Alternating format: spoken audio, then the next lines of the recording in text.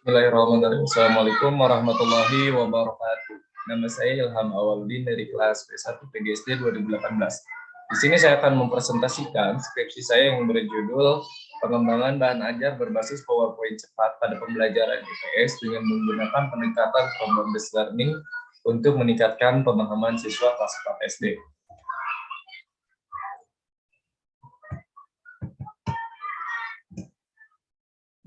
Latar belakang skripsi saya melihat di lapangan bahan ajar yang digunakan masih berupa printout, hanya printout saja, kurang menarik bagi siswa. Adapun tidak menggunakan bahan ajar sama sekali. Berbeda dengan kondisi idealnya, bahan ajar merupakan hal yang paling vital dalam kegiatan pembelajaran karena bahan ajar merupakan penuntun pembelajaran bagi guru dan siswa. Bahan ajar merupakan sekumpulan sarana atau alat pembelajaran yang isinya berupa materi, metode pembelajaran, dan alat evaluasi yang didesain secara sistematis untuk mencapai tujuan pembelajaran menurut Utama tahun 2016.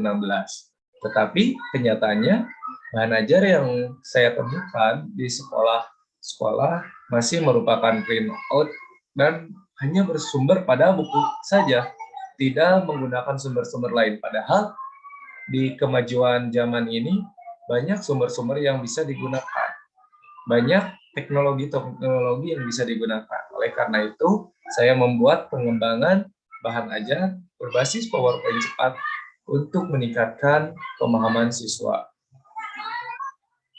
Tujuan penelitian ini adalah yang pertama, proses pengembangan bahan ajar berbasis PowerPoint cepat, materi mengidentifikasi karakteristik ruang dan pemanfaatan sumber daya alam untuk kesejahteraan masyarakat dengan menggunakan pendekatan problem-based learning. Kedua, kelayakan bahan ajar berbasis PowerPoint cepat, materi mengidentifikasi karakteristik ruang dan pemanfaatan sumber daya alam untuk kesejahteraan masyarakat dengan menggunakan pendekatan problem-based learning menurut ahli dan praktisi. Yang ketiga, respon siswa terhadap bahan ajar berbasis PowerPoint cepat pada materi mengidentifikasi karakteristik ruang dan pemanfaatan sumber daya alam untuk kesejahteraan masyarakat dengan menggunakan pendekatan problem-based learning. Yang keempat, pemahaman siswa SD kelas 4 yang pembelajarannya menggunakan bahan ajar berbasis PowerPoint cepat, materi mengidentifikasi karakteristik ruang dan pemanfaatan sumber daya alam untuk meningkatkan kesejahteraan masyarakat dengan menggunakan pendekatan problem-based learning. Itu tujuan penelitian saya. Yang selanjutnya ada metode penelitian. Metode penelitian yang saya gunakan yaitu jenis pengembangan dan penelitian, metode R&D. Merupakan metode penelitian dan pengembangan yang digunakan untuk menghasilkan produk tertentu dan menguji keefektifan dari suatu produk. Pengertian tersebut sesuai dengan teori yang dikemukakan oleh Bob Endall pada tahun 1983, yaitu Educational Research and Development is process used to develop and validate educational product.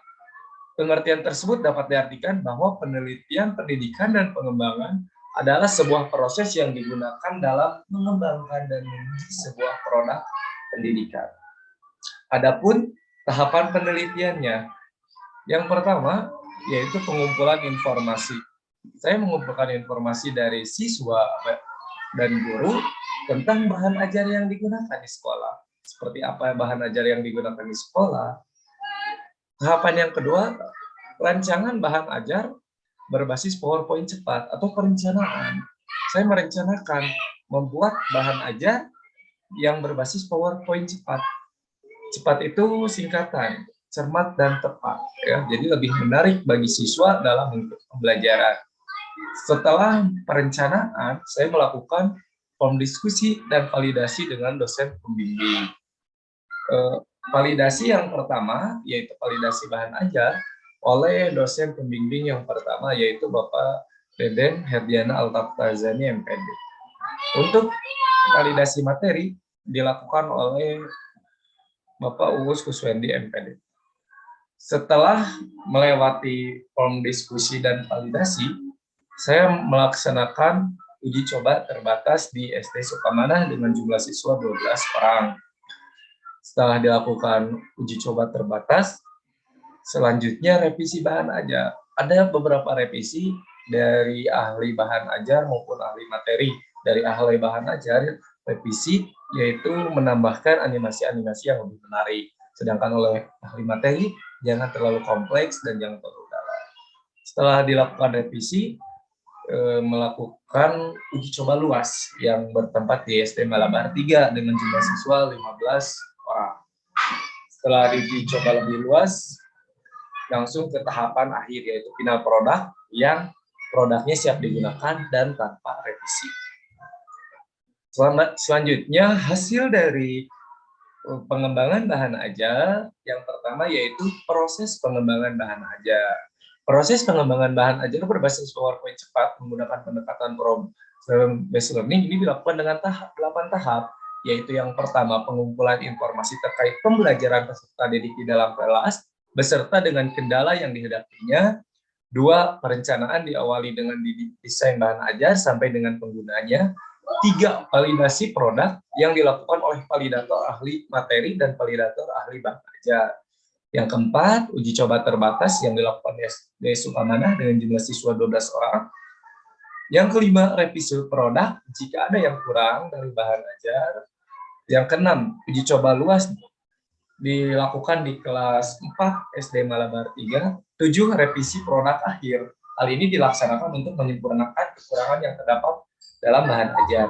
Yang kedelapan, final produk, yaitu bahan ajar yang sudah jadi tanpa revisi dan bisa diterapkan untuk peserta didik.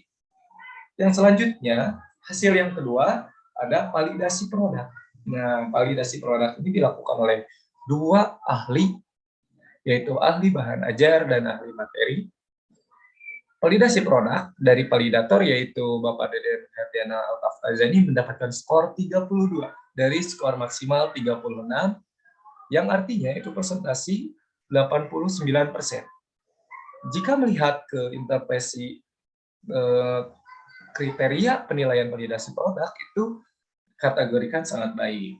Selanjutnya validasi dari validator ahli materi yaitu Bapak Ulus Kuswendi MPD mendapatkan skor 48 dari 52 skor maksimal. Presentasinya sebanyak 92%, dan melihat dari interpretasi kelayakan materi ini dikategorikan sangat baik.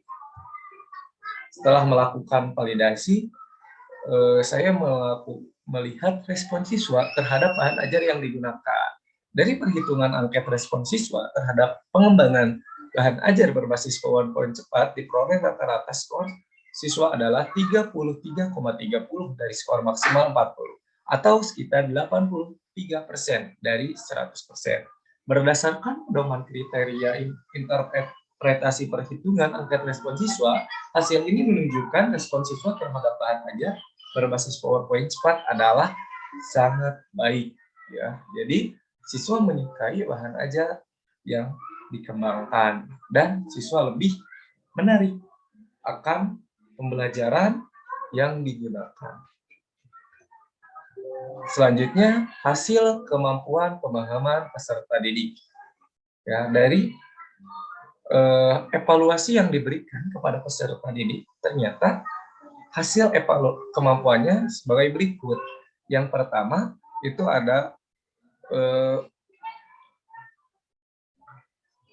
uji PT ya, Pak Iratnya. Jadi disignifikasi itu 0,00, sedangkan nilai X-nya 0,05. Jadi terdapat perbedaan rata-rata yang signifikan dari awal pretest ya, karena siswa sebelum kita berikan perlakuan itu diberikan pretest terlebih dahulu. Itu menghasilkan 0,00. Jadi itu lebih kecil dari 0,05. Itu artinya terdapat perbedaan rata-rata yang signifikan dari hasil pretest dan post-test. Yang selanjutnya, kita menghitung N-gain-nya atau rata-ratanya, perbedaan rata-rata. Jadi dari awalnya menggunakan bahan ajar biasa dengan bahan ajar yang telah dikembangkan, ternyata endgainnya atau di perbedaan rata-ratanya itu sekitar 0,70. Ini dikategorikan sedang.